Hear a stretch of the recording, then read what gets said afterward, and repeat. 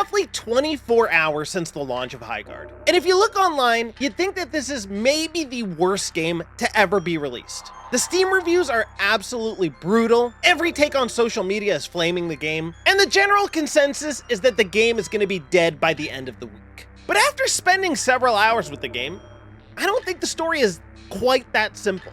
Because if you look at the game for what it is, and you don't pay attention to any of that outside noise, you have something here that's actually not too bad.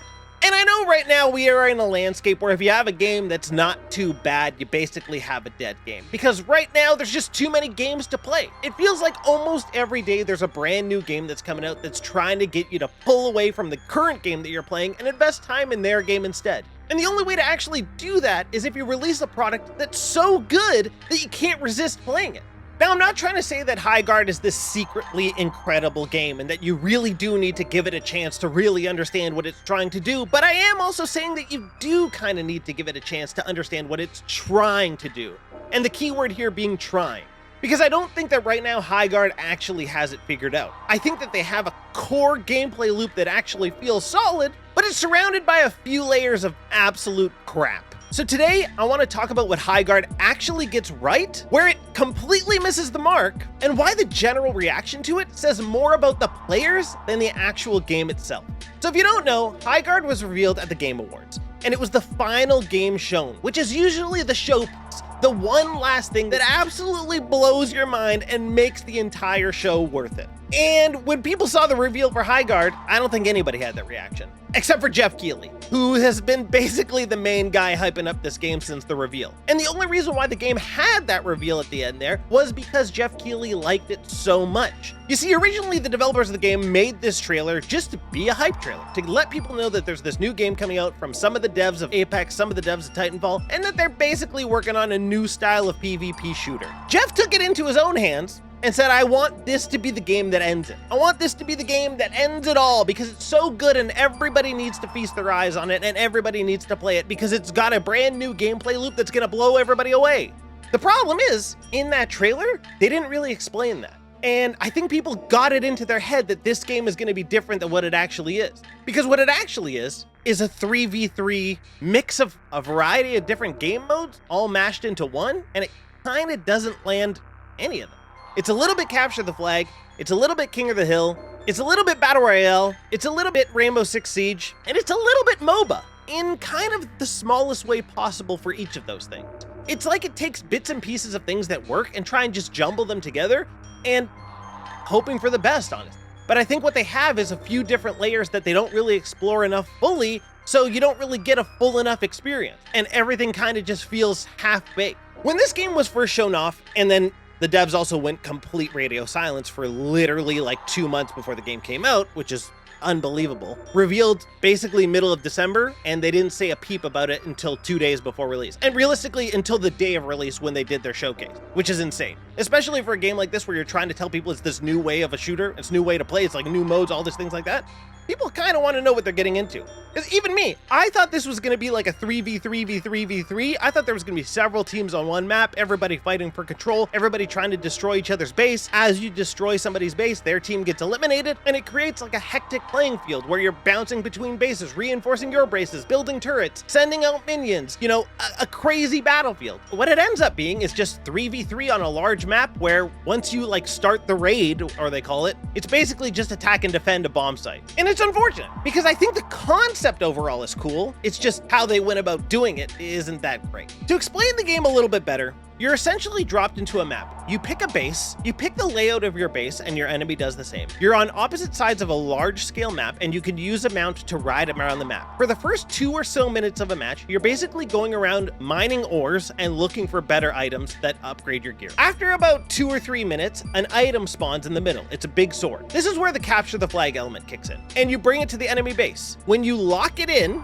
it basically spawns a raid weapon, a giant machine, that breaks the shields of their base and allows you to infiltrate their base so that you can then plant a bomb. There's 3 bomb sites. One of them is the main bomb site, where if you blow that main bomb site, you win automatically. The other ones are smaller bomb sites, which require you to blow both in order to win, which is a little bit strange because why would you do that when you could just blow the main one? I originally thought also, going into this during my first round, that it was going to work that you could plant a bomb at site A, for example, and then while they're distracted by site A, you could plant at site B and confuse them and get them to go left and right and, you know, pull the team sideways. It doesn't work like that. You could only plant one bomb at a time. Strange decision. A lot of strange decisions in this game, which is why when you look at the reviews, you see that a lot of people aren't very happy.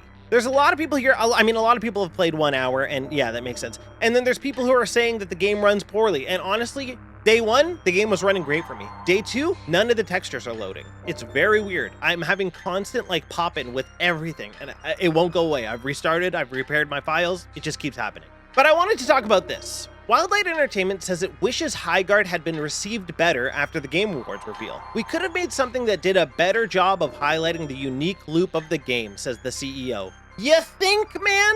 You got this whole new concept and you don't show any of it, or barely any of it, and you leave it up to people's imagination to think of what the actual game is going to be. And of course, people are going to think of something cool in their heads, and then when the game isn't that, they're going to be disappointed. It was honestly a mistake to make this game only 3v3.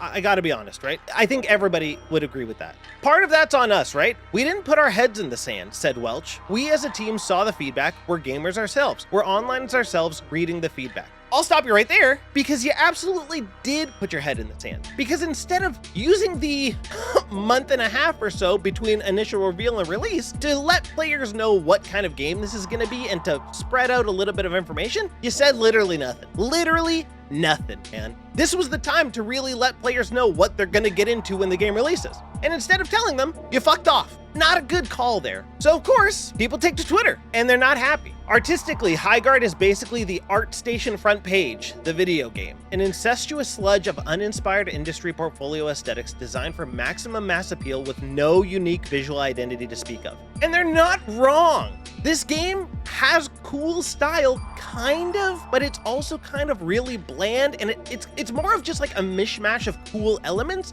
that don't really flow well together.